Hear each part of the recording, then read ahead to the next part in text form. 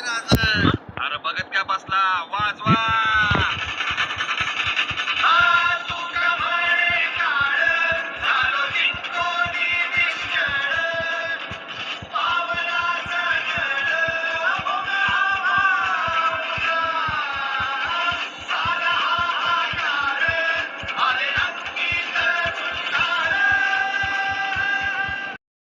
साल था 1646।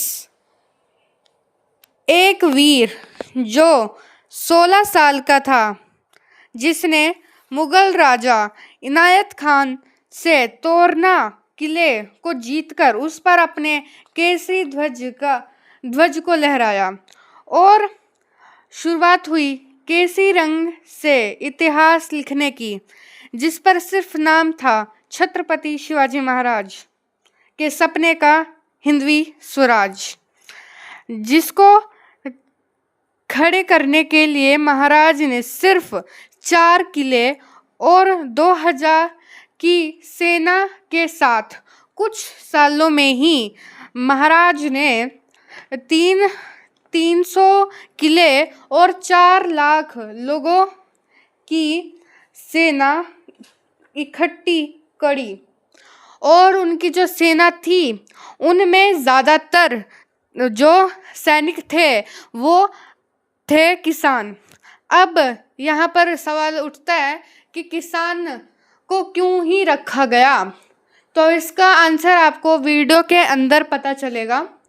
ठीक है, तो कहानी है, जब मुगल एम्पायर क्या हुआ, जब मुगल एम्पायर कह सकते हैं जब पूरे भारत में लहरा रहा था, तो धीरे धीरे आए पोर्चुगीज़, जो इंडिया में जो कह सकते हैं टेरिटरीज थी, जो समुद्री इलाके थे, उन पे राज करा।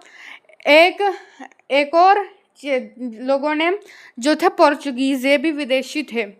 तो अब क्या हुआ, उनको मुश्किल होने लगी अपने दूसरे सैनिकों को बाहर से बुलाने की, क्योंकि अब धीरे धीरे जैसे राज्य बढ़ रहे थे, उसकी वजह से क्या हो रहा था कि उनको अपने और सैनिक वो नहीं बुला पा रहे थे।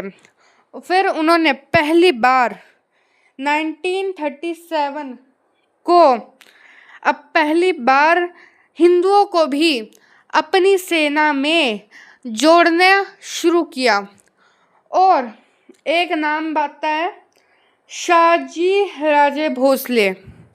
अब ये कौन थे?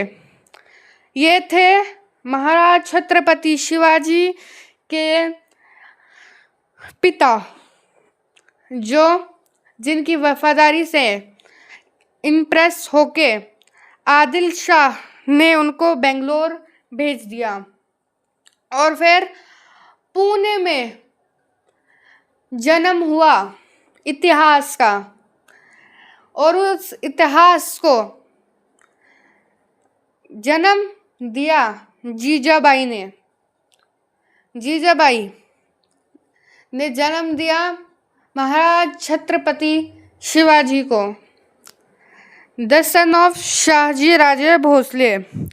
19 फरवरी 1630 को जन्म हुआ महाराज छत्रपति शिवाजी का, और फिर उसके बाद उनको बहुत सारी रिलीजियस कहानी सिखाई गई, और सिखाई गई बहुत सारी पॉलिटिक्स, ठीक है, और साथ साथ में उन्होंने सीखी तलवारबाजी, ठीक है, और फिर उसके बाद उन्होंने अपना सपना देखा, स्वराज का सपना देखा, जिनकी शुरुआत उन्होंने की थी 4 किलो और 2000 सैनिकों से सिर्फ।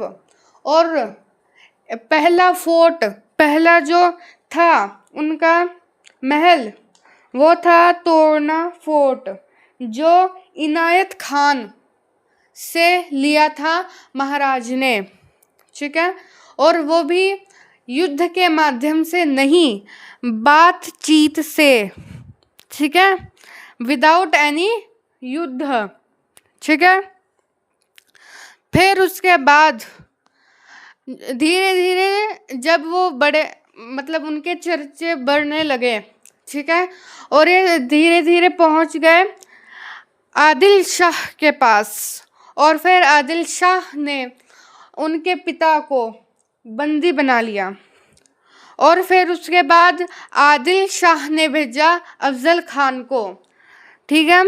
अफजल खान ने क्या किया, एक संदेशा भेजा छत्रपति शिवाजी महाराज को कि वो मुझसे मिले और बातचीत में ही सारा कुछ सुलझा लें। पर महाराज को पता था कि जो मुग़ल है वो ऐसे हो ही नहीं सकते। तो महाराज ने अपनी शातिर दिमाग से सोचा और अपने कपड़ों के नीचे कवच डाला, अपने हाथ में बाघनख, एक जैसे टाइगर के पंजे होते हैं वैसा एक टूल था उनके पास, वो पहन के गए। पर अफजल खान भी शातिर था। एक शर्त भी रखी गई थी कि विदाउट एनी अस्त्र, पर महाराज को पता था। तो फिर महाराज सेफ्टी के साथ गए। तो महाराज का शक सही निकला। जो अफजल खान था उसने क्या किया, गले मिलाते मिलाते ही महाराज का गला पकड़ लिया और फिर खंजर से प्रहार करने लगे। तो क्या हुआ, महाराज ने अपना बाघनख निकाला और